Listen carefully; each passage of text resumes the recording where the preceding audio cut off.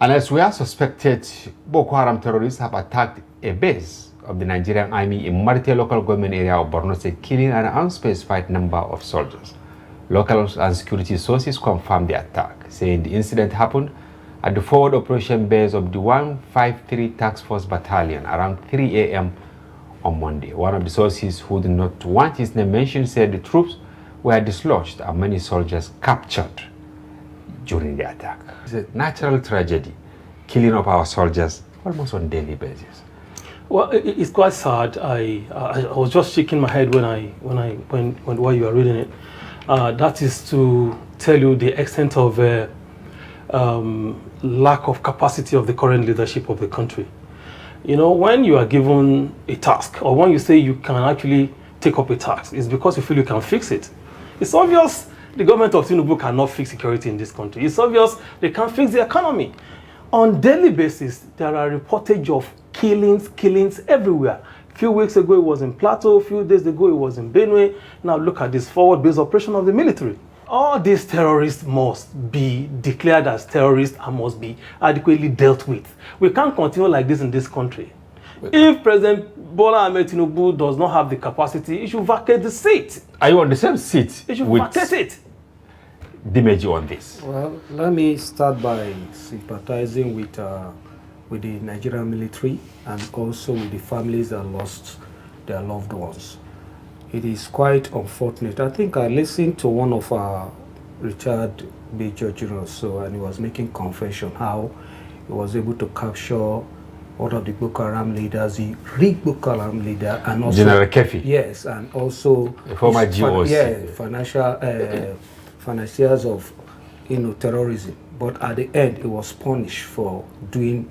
He was forced to retire. Yes, forced to retire, and was detained. Not only forced to retire, it's heart-aching to hear such stories and follow up with this kind of death we just heard. Is at this point, I think our leaders in this country, moreover the APC-led government, has displayed incapacity in the area of security because they failed. There is no two ways about that. There is no way to embellish it because it's painful. Except, there's an adage in our place that when they are moving with dead body, if it's not related to it, to look like a firewood. But when it affects you directly, you know that is a dead body. You appeared agitated with this. How will you describe a situation where almost on daily basis, when the service chiefs are summoned to the villa, after the meeting, you see a vote of confidence in them. Just last week, Rep. Gatti from Plateau State, he alleged that arms worth trillions of naira are now in possession of Boko Haram. Of course, we did an elaborate story on that. Why the vote of confidence? Who and who should we indict in this? Do you think the legislature is also complicit? The presidency complicit? The service itself, I mean the military, comprising the Navy, the Air Force, and what have you, that they are all complicit in this? See, let me tell you, my brother, the moment leadership has lost sight of its core function, this is what you get. And the core function is to protect the lives and properties of the citizen. So the current leadership have lost sight of that. For me, somebody will tell you the military are overwhelmed, they are overstretched, they are this. If that is the case, get more people, train more people to be able to fight these guys. Lots of billions of taxpayers' money are going into this in every budget. Today they will tell you they are getting this ammunition, they are getting this and that. Let me tell you, World War II was not won by the admirals and generals. It was won by the economists. Because you buy more tankers, you buy more ammunition, and other, they're the ones that are gaining. So how do you not win the war? You have to change style. Change style completely. Change the strategy completely.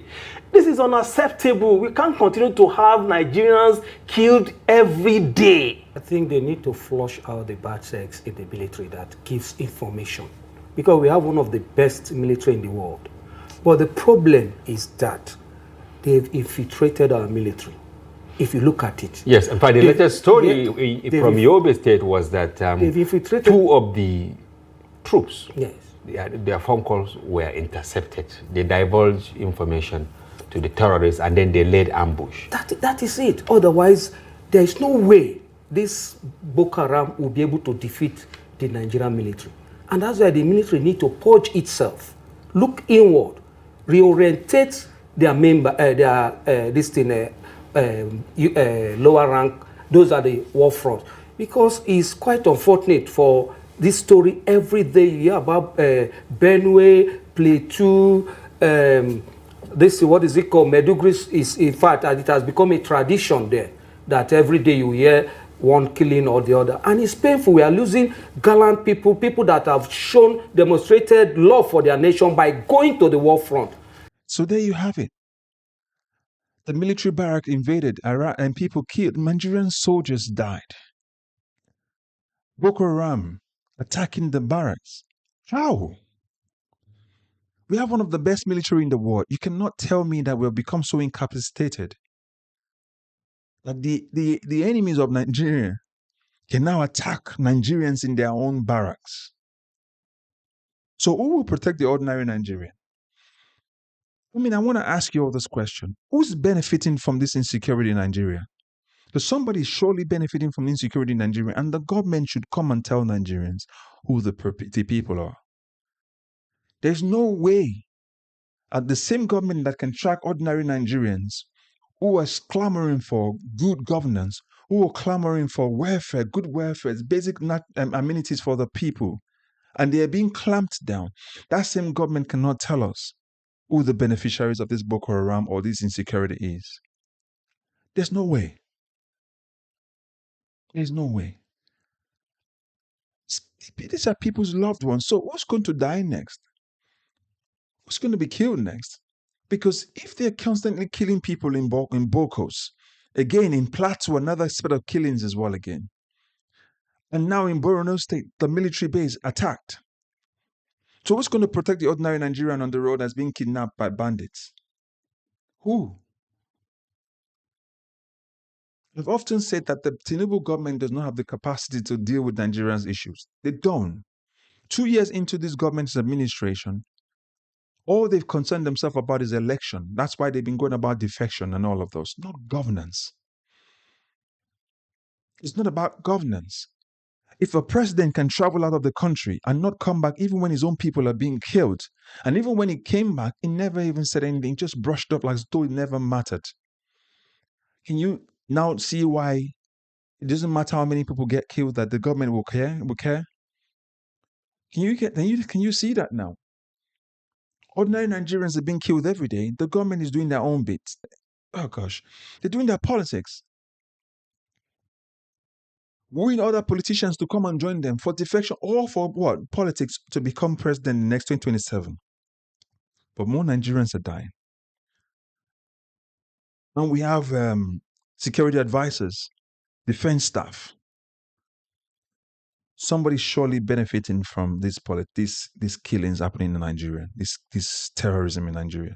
Somebody's definitely benefiting from it. And the government needs to tell Nigerians. Listen, this is an urgent stuff. This is not a thing we want to play with anymore. I've said it before. Which community will be next? Which community will be next? Who's going to be next? Because if we're keeping quiet, they will think everything is okay. That's why we're not keeping quiet. Because everything is not okay. Everything is not okay. And that's why we're not going to keep quiet. Because everything is not okay. Nigerians are dying. Nigerians should not be dying. These are unnecessary deaths. You cannot say for 12 years we've not been able to solve insecurity in Nigeria. And we're meant to be Africa's powerhouse. This government does not have the capacity, the wherewithal to deal with Nigerians' problem. So Nigerians need to wake up and make sure that come 2027, this government is voted out, including all those politicians who are defecting to this APC. Because they cannot fix Nigeria. All they're after is power. They want to preserve themselves. So all they're after is power and their own self-preservation. That's all they're after. They'll preserve themselves. Be close to power, be around power constantly, and have security guarding them, and forget about every other Nigerian who are being killed on the roadside every day. This is a serious matter.